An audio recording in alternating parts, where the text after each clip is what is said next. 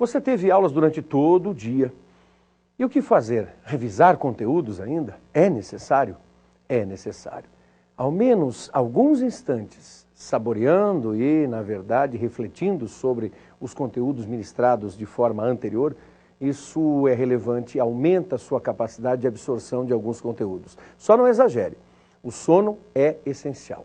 Lembramos-nos com muita alegria do professor Carraro, um psicólogo atuante, não só na orientação profissional, mas também no cotidiano com os terceiranistas, com os concluintes e com muitos egressos do ensino médio, dizendo assim: mantenha uma orientação, uma disciplina na qual o sono seja privilegiado. De nada adianta enveredar pela madrugada, estudando, revendo alguns conteúdos, para no dia seguinte ir para a aula arrastado e dormir durante as aulas, principalmente aquelas de história que você acha que te dão sono. Não dão, não. Principalmente as aulas do professor Mocelin. Você terá daqui a pouquinho um pouco da história dinâmica, viva, e do contexto dos mais variados personagens e das mais variadas figuras envolvidas em situações que são extremamente relevantes.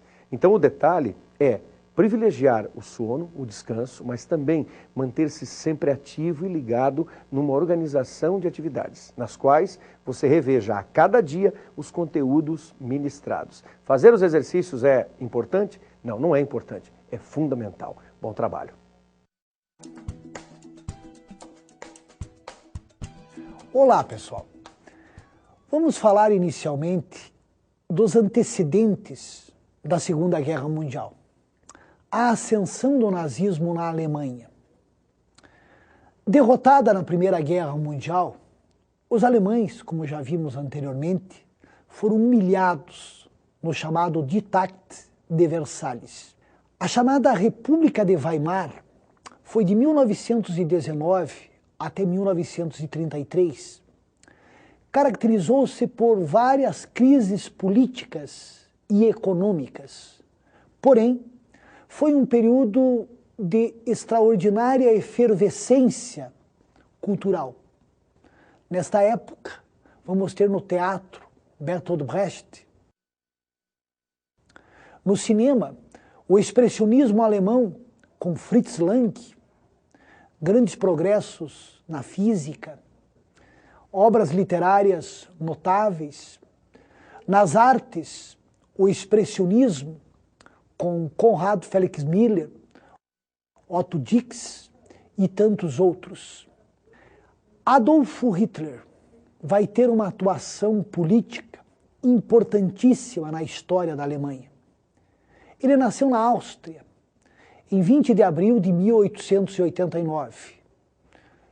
De classe média baixa, foi um estudante medíocre, porém foi exageradamente influenciado por ideias nacionalistas, pan-germanistas e o pior, antissemitas.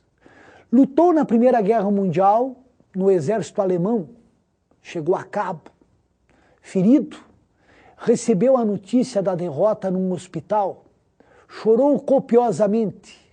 Mais tarde, no Mein Kampf, alegou que a Alemanha não fora derrotada, fora, isto sim, traída pelos comunistas e pelos judeus.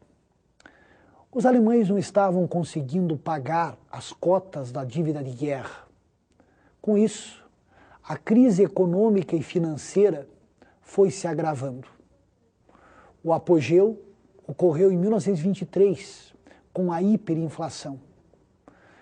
Em novembro de 1923, $1 valia 1 bilhão de marcos. Os nazistas tentaram se aproveitar da situação e procuraram dar um golpe de Estado em Munique. Fracassaram. 16 militantes morreram e Adolf Hitler foi preso. Condenado a 5 anos de prisão, permaneceu 9 meses em Landsberg, onde iniciou a obra autobiográfica O Mein Kampf. De 1924 até 1930, o Partido Nazista cresceu muito pouco. Na verdade, a Alemanha recuperou-se economicamente a partir de 24, graças à ajuda norte-americana e britânica. Para você ter uma ideia, em 1928, o partido elegeu apenas 12 representantes no Reichstag, no parlamento alemão. Mas aí veio a crise de 29. O desemprego, a inflação, as falências, tudo isso fez com que os radicais de extrema direita ou de extrema esquerda crescessem enormemente. De um lado, o Partido Comunista, de extrema esquerda. Do outro, o Partido Nazista, de extrema direita. Nas eleições de 1930, os nazistas elegeram 107 representantes. Na de 1932, 196. O presidente Hindenburg, pois a Alemanha era uma república parlamentarista, convidou Hitler para ser chanceler. E no dia 30 de janeiro de 33, ele assumiu como primeiro-ministro da Alemanha. Quais os fatores que levaram os nazistas ao poder? Didaticamente podemos dizer, o medo do comunismo. Muitos votaram no partido nazista com medo que os comunistas chegassem ao poder. A humilhação alemã em Versalhes, a crise econômica e social, o carisma de Hitler e a propaganda nazista.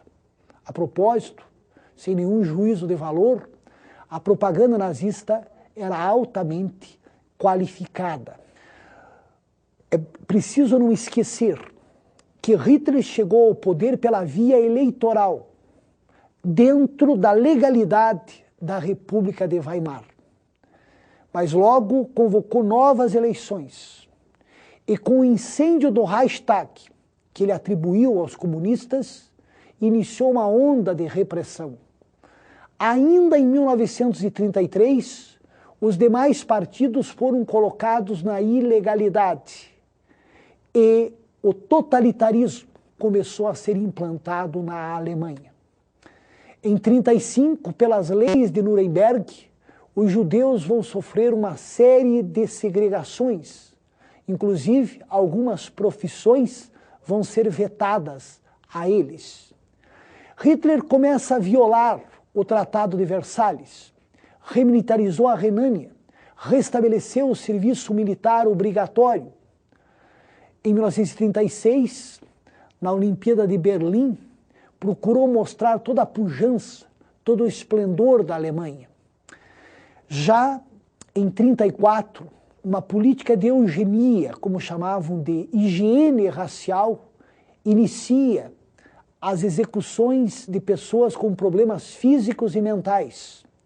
E temos, antes ainda da Segunda Guerra Mundial, campos de concentração para judeus, para comunistas, enfim, para os adversários do regime. Em 1939, a Alemanha caminhou para a Segunda Guerra Mundial. É verdade que os alemães testaram suas armas na Guerra Civil Espanhola.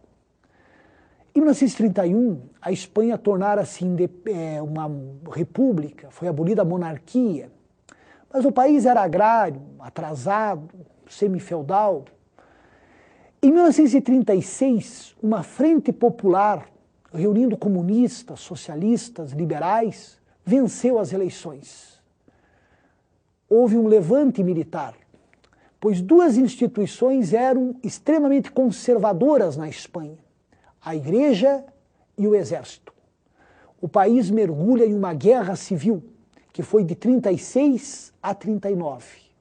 De um lado, os republicanos, a grosso modo, de esquerda, do outro, os nacionalistas, de direita.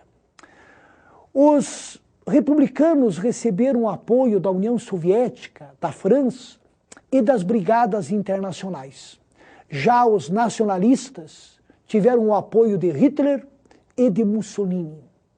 Os alemães testaram a Luftwaffe na Guerra Civil Espanhola. Guernica, uma cidadezinha basca, foi arrasada por essas ações. Picasso vai imortalizar esse episódio. Os nacionalistas venceram a Guerra Civil e Franco vai governar a Espanha até sua morte em 1975. No próximo bloco, vamos ver o mundo caminhando e vamos ter a Segunda Guerra Mundial. Até lá.